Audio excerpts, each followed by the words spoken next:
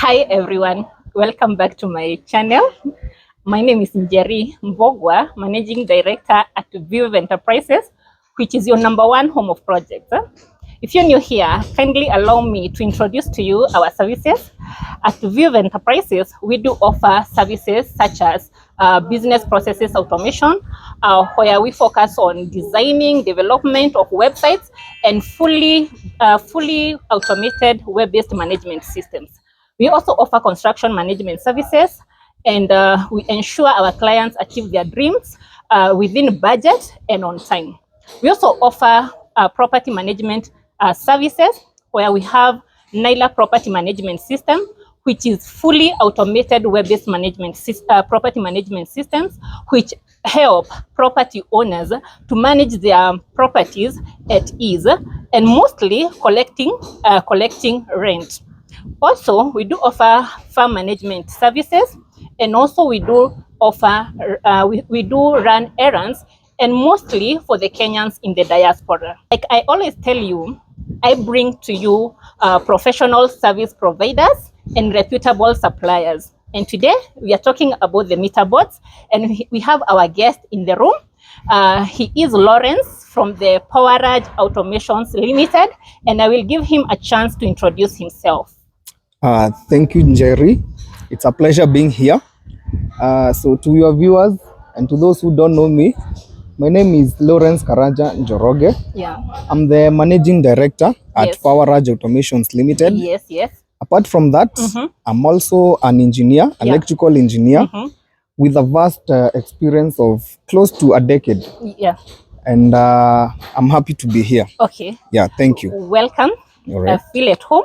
Thank you. And I can see here we have a sample of what you do. Yes. The meter board, for those who don't know what is this, it is a meter board. Actually, we are at the site where it is supposed to be installed. Yes, sure. And on our channel, our main purpose here it is to give information to our viewers. And I understand there are various types of meter boards. Yes. And they vary maybe with the functionality. Kindly take over. Let us understand types of the meter boards that we have. So there are so many types of switchboards. Yeah. The switchboard, before we fabricate, we must have a need. Okay. So there must be a need first in order for you to have a switchboard. Yeah. So for example, in this site, it's a 26 unit site. So there was need for a meter board. So we had to sit down with the engineer in charge of this site and design on the type of switchboard that we are going to supply to this guy. So the first question I ask on my clients, does this site have a generator? Okay. Or do they mainly use Kenya Power, or do they have another alternative source of power in case one fails? So that we can be able to design the meter board. So for example, like this one, my client here told me that there is no replacement. So they'll just use one utility power, which is Kenya Power. Okay. So we just had to design a simple meter board, which is this one. Oh, this is simple. Yeah, this is very simple. There are so many who have they are, in terms of needs, there are those ones that are very huge, close to 4 meters, 5 meters in terms of length, and in terms of depth, they are the ones who have like 800 depth. So it really depends on the need on site. So for example, for this one, like I've said, it has 26 units, this apartment. So we had to design a simple switchboard to fit that criteria. So for example, like this one, so there is #1. We have to know that there will be cutouts in this meter board. There will be a main isolator, which is the main MCCB, and is that one. And there will be the bus bars. So bus bars, they are simple. Bus bars, they are just used for distribution of power. Yeah, just like a tap. There is a stream of a very big pipe, and then there are others that are small ones that are distributing. It's the same explanation I can give to a bus bar. So the bus bar just carries a huge power. Then there are smaller units that are tapping in that bus bars. So for example, like this one, in this bus bar chamber you're seeing here, it has 4 bus bars. This is what you're calling the bus bar? Yeah, inside here, now inside this is the chamber first. So inside there is the bus bars. They are copper bus bars. Okay. Yeah, they are copper because they are supposed to transmit power. Yeah. So from there down, this is the cutout chamber. Then there is the main MCCB chamber. Then there is the cutout chamber. Then there is this lower part, which you can see the double pole switches here. Okay. And then there is the meter. And then there is the outgoing terminals that are going out to the consumer units on each unit. Yeah, so it's as simple as that. Okay. If, for example, we could have a generator on site, it would be much bigger because there are other components that we could have added to this board. But for in our case, we didn't have any generator in the room. Okay. So we just designed a very simple board, just like these ones. Oh, nice. But there are also other boards like the APFC, automatic power factor. The power factor, they are used to regulate power in large plants. Okay. And those power factors, they help in reducing the bill, the utility bill. So when we have a very huge industry, of course you are going to pay high power. You're going to pay high bills. Yes. But you can have a power factor which can be able to regulate the rate at which you consume the power, and hence you pay a much lower bill. Yeah, so for also those ones, I fabricate them depending on the size, depending on the type of load. Yeah, so there are so many types of switchboards. Okay. It all depends with the need. Yeah. Now, as a client, yes, I understand my need. Okay. And I come to your office or I give you a call. Okay. So can you guide us through the process of from the time I come to your office and we agree, and now you're going to fabricate the meter board for me, for my site? Okay, now once you give me a call or maybe you meet physically. Yes. Of course you have a need. Yeah. That is the first thing. Yes. So I will try to have a conversation with you and get to know really what is your need. Because some of the clients that I meet, some of them, they really don't know exactly. Yeah. They just have a rough idea. Yeah, just know that I'll do this, I just want this. So we must have a conversation so that we can come up with the actual schematics. So what the schematics are, the things that are supposed to be fit in that board.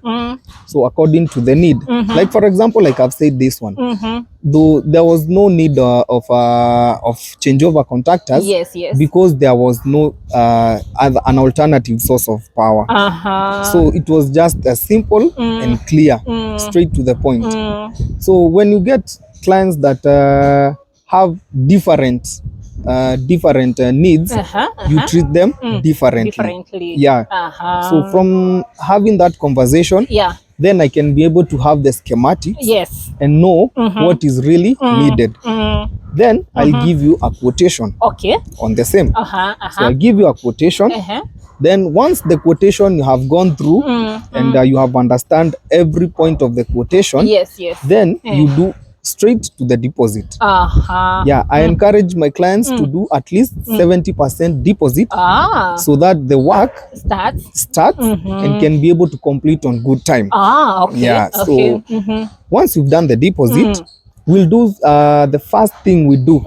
We'll do the actual drawings. So actual drawings, they are supposed to guide the client or the engineer on site to be able to know what is expected. Because now, let's say for example, you have come with a need, then I've given you a quotation of about 1 million. So you really need to know this 1 million ni nini hiyo nanunua.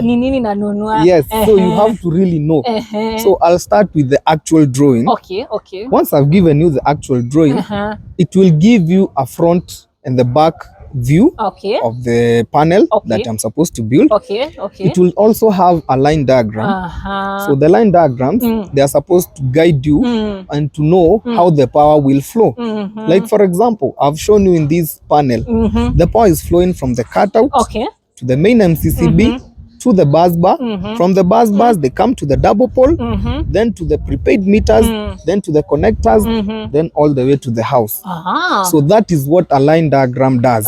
It's supposed to illustrate all the power flows from the source all the way to the distribution.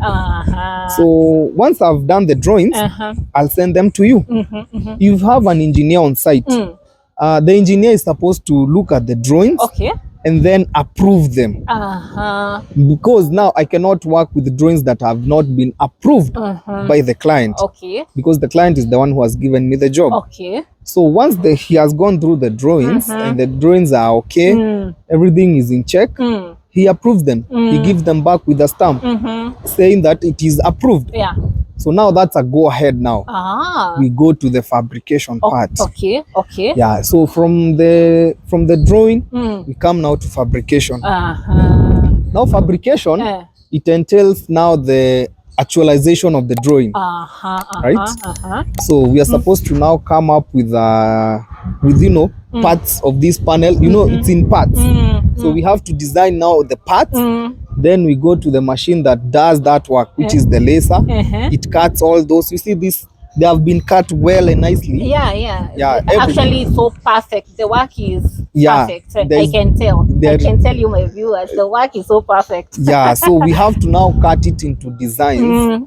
Then from there we do the bending. You see there are bends. We do the bends. Then from the bends we do now the welding. We do welding. From welding, now we do the powder coating. Now to get the color. Yes, powder coating now is color. You see nowadays, way back people used to do paintbrush. You know, they do brush with the they do painting with the brush. But it's not professional. We can tell, you know, you see change is inevitable. So we have moved from that. Now we are coming to powder coating. So powder coating will give you an astonishing egg finish. You can tell. I can tell. I can tell for sure. Quite beautiful. Very beautiful. And also powder coating also helps prevent rust. So once you've done your metals, your metal powder coating, it will give you a very beautiful finish, and also it will prevent from rust. So that's a very beautiful advantage of powder coating. So then after powder coating, now we do assembly. So putting together the mounting plates, the components. Now that's the part of assembly. And the wiring now. So like we have done in the line diagram, we are now going to follow that line diagram because it's the one that has been approved. So we flow with it from this to this to this to this, all the way to the last point. After that, then we do the testing, because it cannot leave the workshop without being tested. So you can test, we test the earth leakage, we test the functionality of the panel, we test all those factors to make sure that the end user will have a satisfied and smooth run. Then from there, we dispatch it, then we go on site to commission. Now, before you take it to the site, there is something that I want to clarify for our clients. There is somewhere you talked about the engineer approving the drawings, right? And I understand in the construction industry there are different engineers. So at this point, which engineer are we talking about? The civil engineer or the electric engineer? We are talking about the electrical engineer in this junction, because the electrical engineer is the one in charge in site of all the electrical works. So he has to approve, and also he's the one in charge in the powerhouse, because definitely this box is not going to be kept outside. It's going to be fitted in a powerhouse. So in that, he knows the kind of size he has in the powerhouse. So he's the one to know, like, yes, these measurements that you have given me will fit in the power room. So he's the overall engineer in electrical in the site. So that's the kind of guy who approves the drawings. Oh, nice. Yeah. Now we have come from the workshop. You have dispatched the switchboard and the meter board. Okay. And now, can you take us through the process of installation now at the site?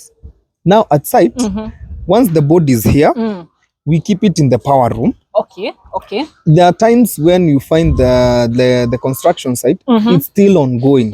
So unapata the wiring part has not been done, the sub-main cables have not been brought to the power room.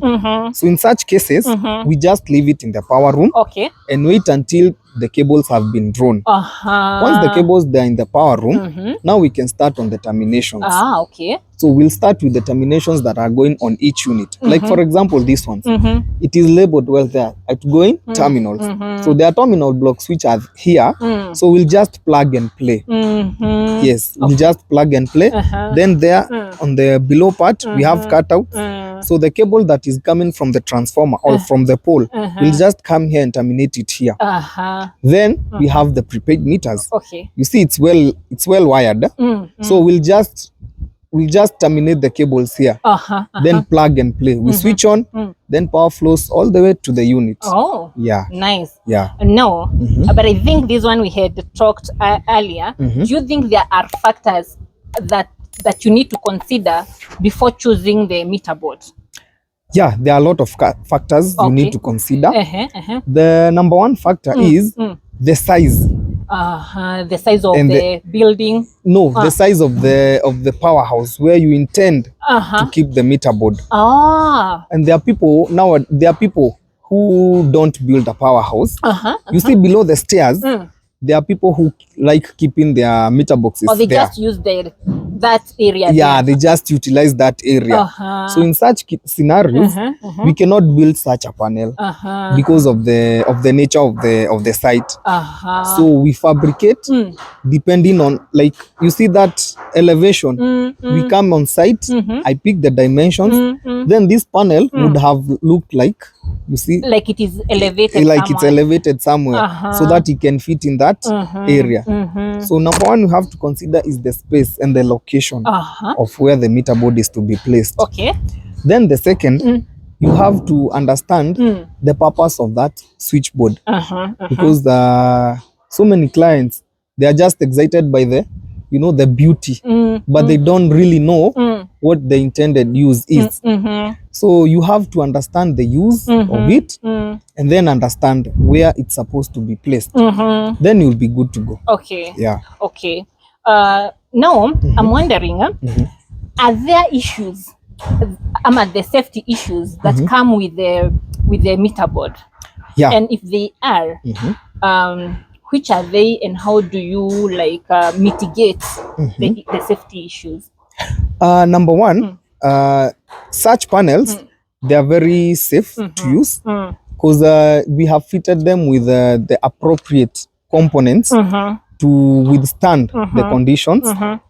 We have neutral bars, you have earth bars that are responsible for collecting the earth and taking them to the ground. So once you touch this panel, you cannot be electrocuted because it already has been earthed. Oh, wow. And then we have indicators there, the red, the yellow, the blue. You see, sometimes in an apartment, you can go and look upate, neighbangu hana stima, na wewe uko nayo. Unashangaa ni token zako zimeisha ama nini. So you can simply just come in the meter board and check all the faces. Are all the faces available? So because once this wiring has been done, each unit has his or her own face, because the faces that they have been evenly distributed. You can find like red face, it has like 5 units or 6 units. Yellow face has like 6, then on so on and so on. So it's very safe to use, because you are not going to come to the meter board and try to chokora. It is right indicated there. The red face is available, the yellow face maybe ndo imepotea, blue face ndo iko ama sort of. Okay. Yeah. And if I may ask, do we need to like maintain, is there any maintenance for the meter board that is required? After you install, it is? After you install, it's just a plug and play. Yeah. So no like at the maintenance after this period of time? There is no maintenance so long as you have used the appropriate components and the original components. Okay. Because there are some clients who, because of charges, they try to, you try to shortcut.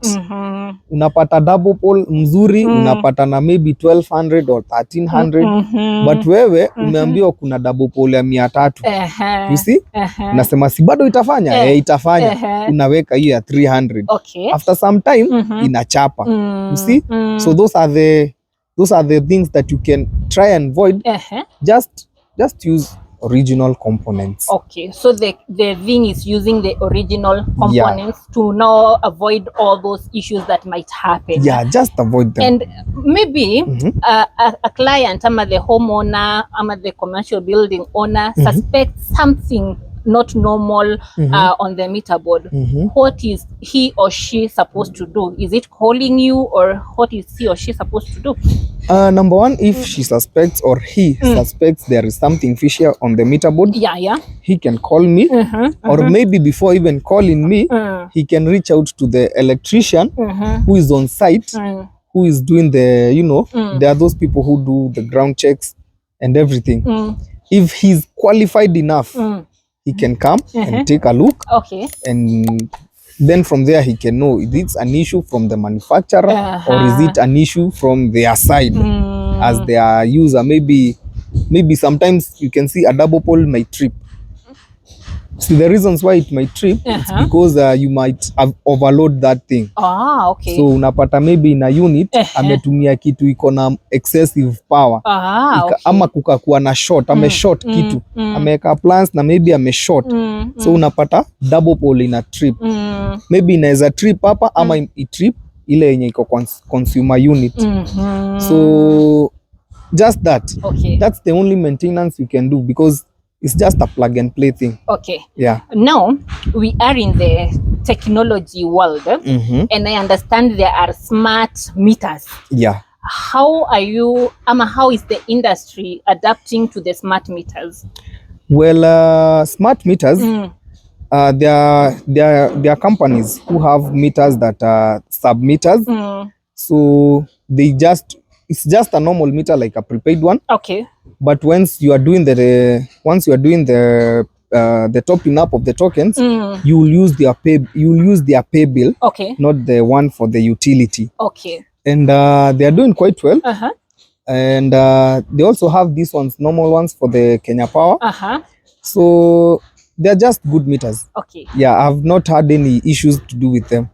Yeah. Okay. Now, to someone out there who is like planning or purposing to install a meter board, do you have maybe an advice to that person? Yes. I can say this for those people, the landlords, those people who are experiencing issues with their meters. I mean the meter boxes. Those people who are planning to be landlords. Yeah.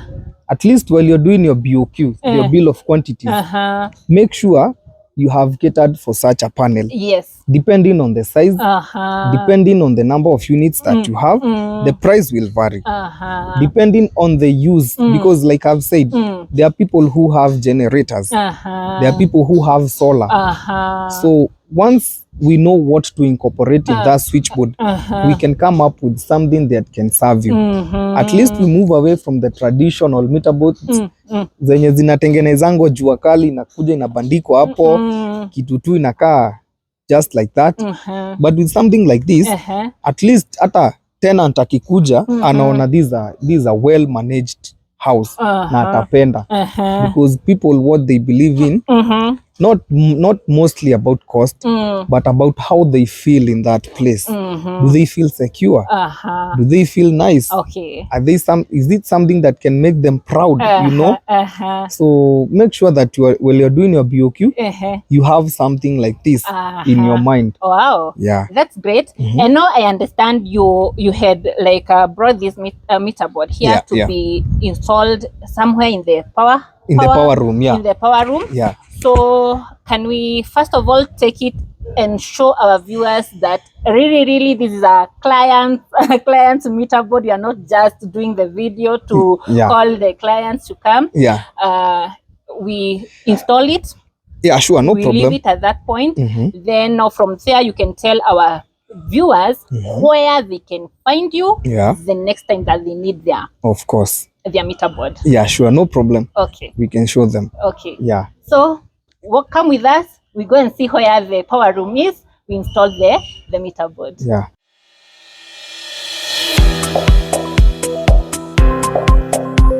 So my viewers, now we are in the powerhouse, and I will go back to Lawrence and explain to us what happens here. So we are here in the power room. So basically what happens here is just like I've said, it's just plugging in and playing. Yeah. So already the board is here. So right here behind we have the conduits that run from this powerhouse directly to each unit in the consumer unit. So the sub-main cables will flow from the consumer unit all the way to here. Then we just come here. We come here and terminate. Yeah. So basically that's what happens in the power room. Just termination. We terminate those coming from the units. We terminate them here. Then we terminate the prepaid meters. And then we terminate those ones that are coming from the transformer. They are down in the cutout chamber. So simply that's what happens in the power room. So I understand like the building is not yet like completed. So you will come and do this much later? Yeah. Once the building is completed, once the engineer in charge here draws in the cables from the sub-main cables, then we'll come and do the termination, because that's part of the work that we do. Wow, that's great. Yeah. Now, what is the future of the meter board in terms of innovation? Well, like I've said, we are moving from the Juakali, the Juakali ones that are simply just done the kiholela too. Now we are coming to these professional ones. Something that is beautiful, something that is presentable. Yes. Something that is well labeled. Like you feel, it's well labeled. You can tell what is inside here. It's a buzz bar and it's dangerous. Because once you touch it when it's live, you will get electrocuted. So you can be able to tell this is the KPLC meters that are here. You can be able to tell when the board is closed, these are the outgoing terminals that are here. You can be able to know the fabricator and the title of that project. So simply it's just an amazing work. Yeah, this is great. Yeah, thank you. And I have loved your job. Thank you so much. It really looks amazing. We try. Not trying. Yeah, it's doing the job. Yeah, sure. And it is perfect. Yeah, thank you. So to our viewers out there, they would maybe want you to maybe fabricate a meter board for them. So where will they find you? Are you online? Do you have the contact? Do you have an office? Tell us. Yes, you can call me. My number is 0720-695-381. I'm also in all platforms. You can find me via TikTok. Yeah, my name is Lawrence254 on TikTok. You can find me there and see all my videos and all my work. I'm also located at Nairobi industrial area.